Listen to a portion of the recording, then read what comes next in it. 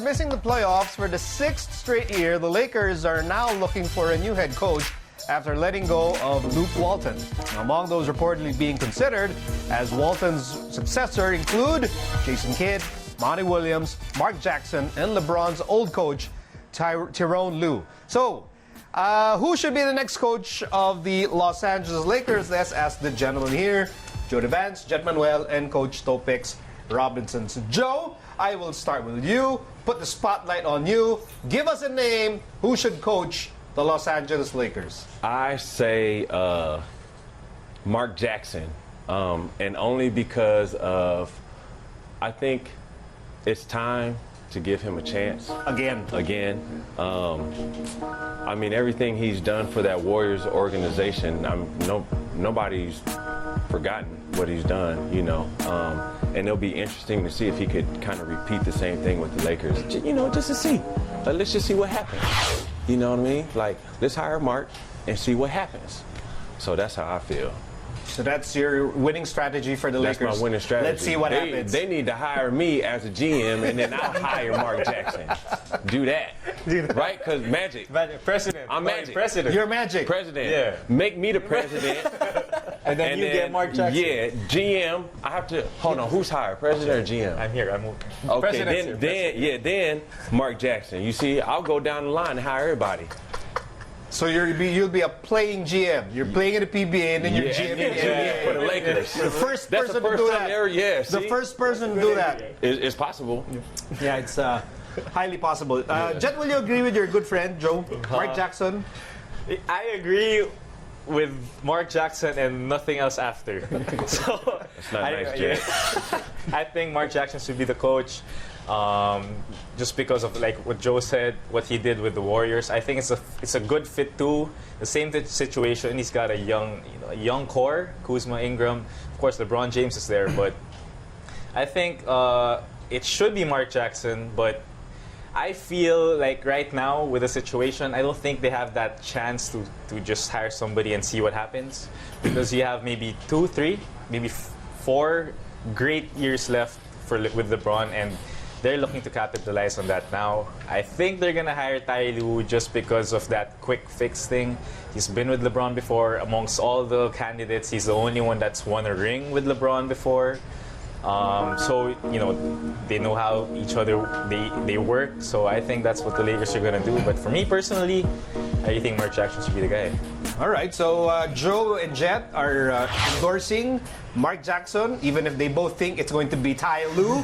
Coach Topex, ikaw medyo ibang atake mo. No? You're looking for qualities. Yeah. Whoever it's going to be must have the qualities that you will mention. What are these qualities? Again, I don't really have a name to a face, but it's really more of about somebody who's willing to get fired the next day. When I say willing to get fired, that means you're willing to take risks. You're willing to innovate, which requires failure. I mean, you have to have a clarity of your vision, because you're going to be coaching a team that has a rich tradition. A lot of, I mean, they could really afford to get anybody that they want. They have the money to it. So if you're not afraid to get fired, you have to command respect. You have to have a vision. You have to have clarity of where you're going.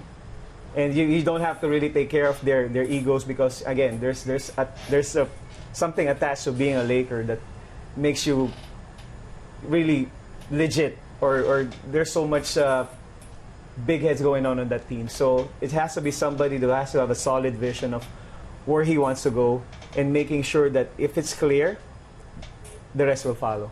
Okay, here's my question. So it's a 2-part question. First part, what's the best part of being a Lakers head coach? Joe, the best part. You're in Los Angeles? You're in Los Angeles. Jett. You're related to one of the most storied franchises in the NBA. Coach Topex? I mean, you're going to earn a lot of respect. You know, that's one of the, winning teams. All right, part 2 of the question. What's the worst part of being a Lakers head coach? You're the Lakers head coach. You know, that's going to be hard. I get you. I think people understand what you're saying. People understand what you're saying. It's tough. Jett.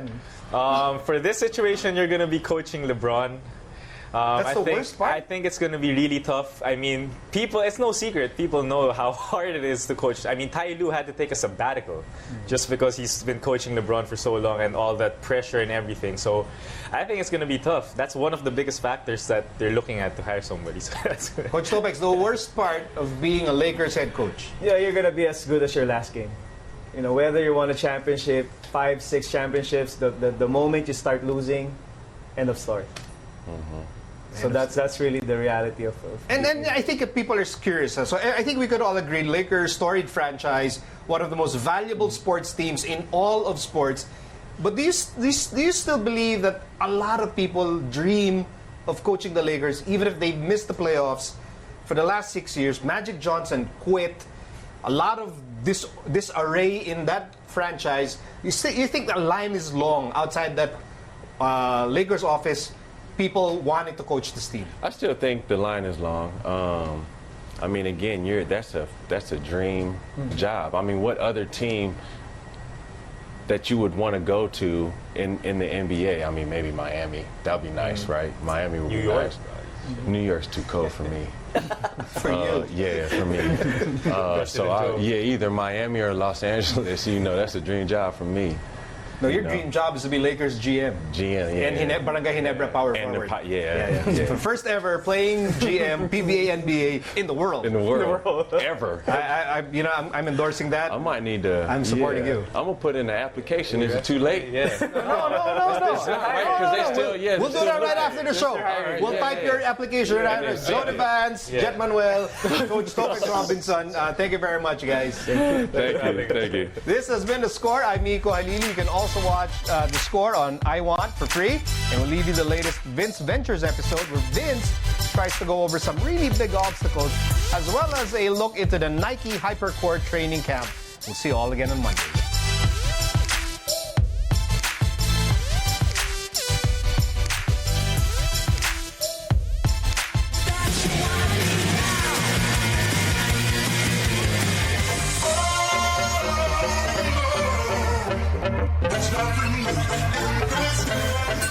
On today's Vince Venture, we train in obstacle course racing here at Pretty Huge Obstacles.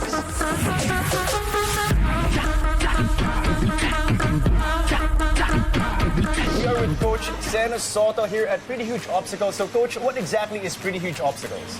Sir, Pretty Huge Obstacles is one of the Asia's largest obstacles here in the Philippines. We have some modified obstacles here that are not common. Kasi yung training dito or yung mga program or yung mga obstacle, it's more on upper body strength. We give them technique. All sizes, as long as you can run, as long as you could crawl, you're qualified to try the obstacle course here. I think it's time that I try some of the obstacles. So, Coach, are you willing to teach me? Yeah, sure. Let's go. Okay, sir.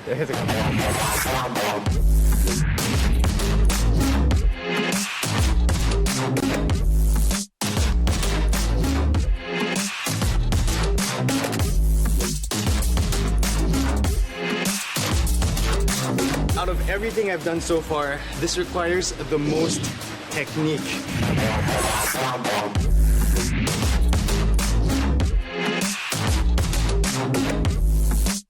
It's really a sense of accomplishment, but I got tired from that one. Wow.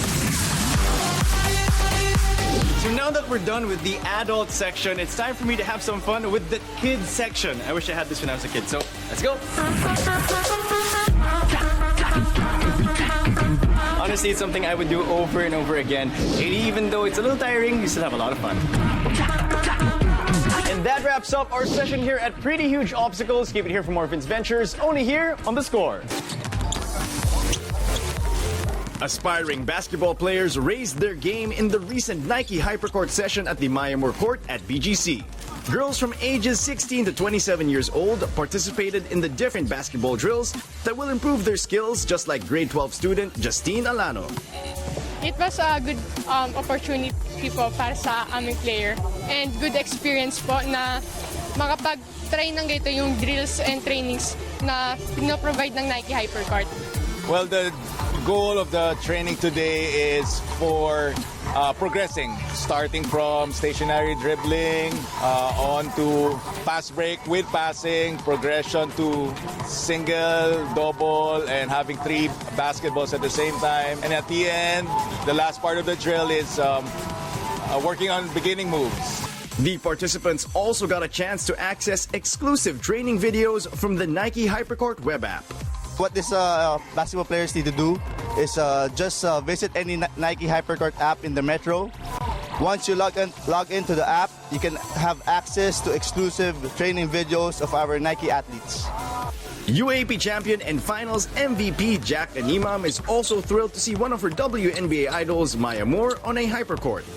I admire Maya Moore as a player kasi because of her leadership. Lalo na sa team niya sa Minnesota. Yung court mismo ni Maya Moore, sobrang parang nakaka-inspire na. Parang gusto ko maglaro dito, gusto ko itry. So from there, yung curiosity ng mga bata and ng mga babaeng katulad ko, syempre mas tataas and mas pupunta sila dito and maglalaro sila ng basketball. Raise your game and join the Nike Hypercourt sessions on Saturday mornings. Just log on to hypercourt.ph to register.